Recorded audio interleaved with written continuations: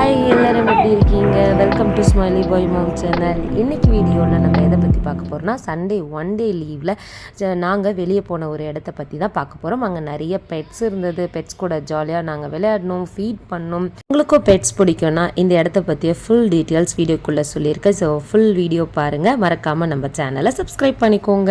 இப்போ வாங்க வீடியோக்குள்ளே போகலாம். இந்த இடத்தோட பேர் ஃபெனோஸ் பார்க். எங்கே இருக்குன்னா ஈஸியார் பனையூரில் இருக்குது.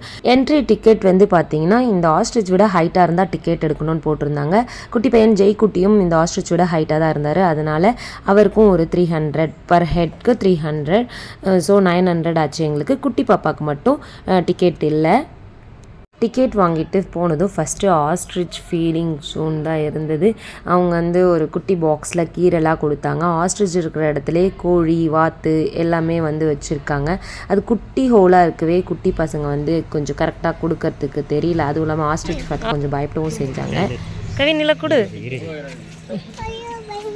இந்த கீரை ஃபீட் பண்ணுறதுக்கு தனியாக 30 ருபீஸ் கொடுத்து தான் வாங்கணும். நான் வந்து டிக்கெட் கேட்குறவங்ககிட்டயே பேசினேன், குட்டீஸ் காய்ச்சி ஃப்ரீயாக விடலாம், 300 ரொம்ப ஜாஸ்திங்க, ஏதோ கம்மி பண்ணுங்கன்னு கூட பேசி பார்த்துட்டேன். பட் கம்மி பண்ணலை. நீ கொடு, ஆடு கொடு, எடுத்து போ. கடிக்காது, நக்க தான் செய்யும். அது கீரை தான் எதிர்பார்க்குது. ஓட்டுக்குள்ள விடு. ஆமாம், கிட்ட கொடுங்க.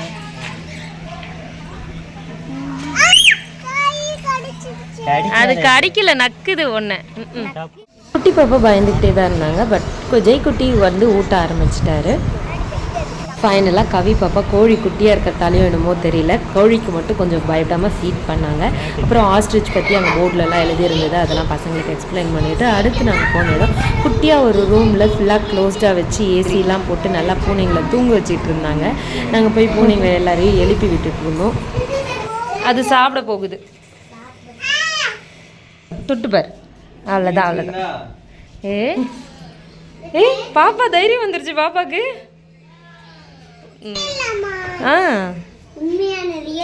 இல்லடா, இது பொம்மைடா. தலையை தான் தொடணுமா, வால் பிடிக்கக்கூடாதான். தொட்டுப்பார், தலையை தொடுப்போம். தொட்டுப்பார் பார்க்கலாம். அப்படியா விளையாடுற? அவர் எவ்வளோ அழகாக தடவி கொடுக்குறாங்க பார்.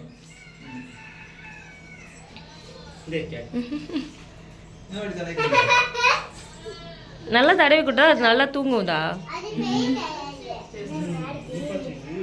தூங்குது. இது தண்ணி குடிக்கிறார் அவரு. ஆமாம், இல்லை தண்ணி இருக்கு அதில். பூனைங்களெல்லாம் தூக்கி வச்சு ஃபோட்டோலாம் எடுத்துகிட்டு கொஞ்சம் முடிச்சுட்டு நாங்கள் அப்படியே அடுத்த இடத்துக்கு வந்தோம்.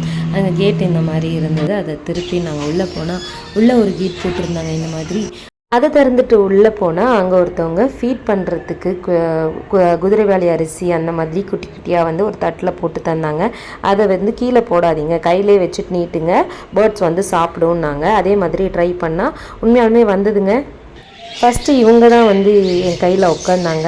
நிறைய பேர்ட்ஸ் வெரைட்டிஸ் இருந்தது, கிளி புறா அப்படின்ட்டு. ஆனால் கிளி மட்டும்தான் கையில் வந்துச்சு, மற்றது அந்த அளவுக்கு வரவே இல்லை. பட் குட்டீஸ்க்கெலாம் வந்து வரவே இல்லை. என் கையிலேயாச்சும் ஒன்று வந்தாங்க. அதுக்கப்புறம் ரொம்ப நேரமாக அவங்க வெயிட் பண்ணி எனக்கு வரல அப்படி இப்படின்னு சொல்லி வெயிட் பண்ணி அதுக்கப்புறம் வந்தாங்க. இந்த இடத்துல முயலும் இருந்துச்சு, அந்த இடத்த நான் காமிக்கிறேன் அப்புறமா. இந்த இடத்துல அழகாக பேர்ட்ஸோட சவுண்டு கிச்சு கிச்சு கிச்சு கிச்சு கிச்சின்னு கேட்டுகிட்டே இருக்குது. ப்ளஸ் அந்த பேர்ட்ஸ் லைட்டாக ஷவர் பண்ணுற மாதிரி தண்ணி அப்பப்போ வந்து கொடுத்துருக்காங்க. அது இன்னும் சூப்பராக இருக்குது, ஏதோ மழை பெய்கிற மாதிரி.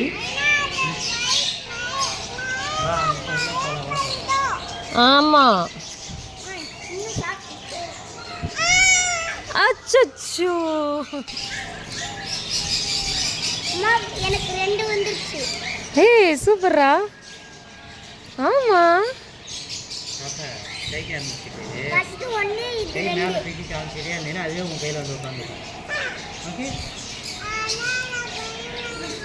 டாடி கூடவே இருக்கார்ல.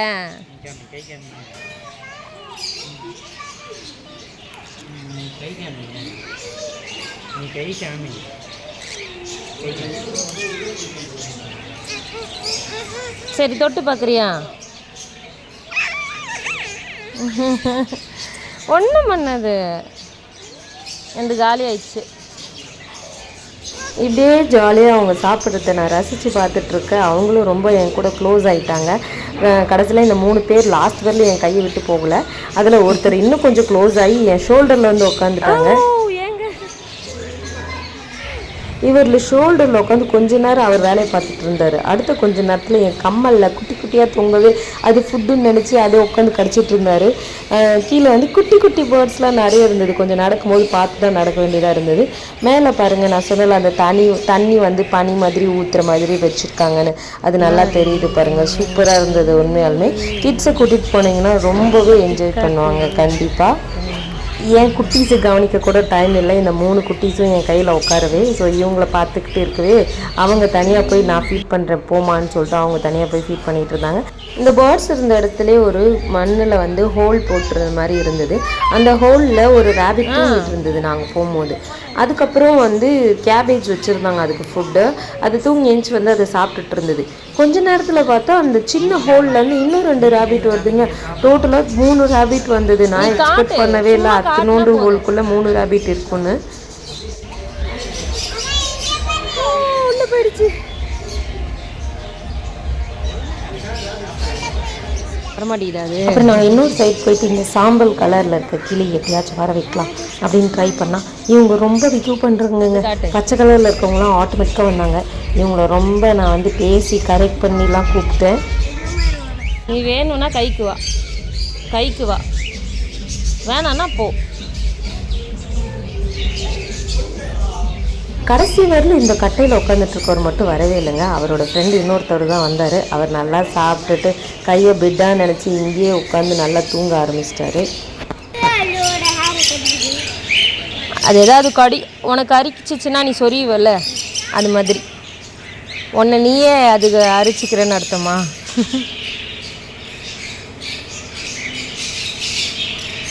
இது நம்ம பெட் ஆயிடுச்சுடா. என் மேலேயே தூங்குது, எல்லாம் பண்ணுது. பொண்ணு விடுவாங்க. எடுத்துட்டு போகலாமா? ஆமாம், அது என் கையை விட்டு இறங்கவே இல்லை. நானாக தான் எடுத்து வச்சேன்.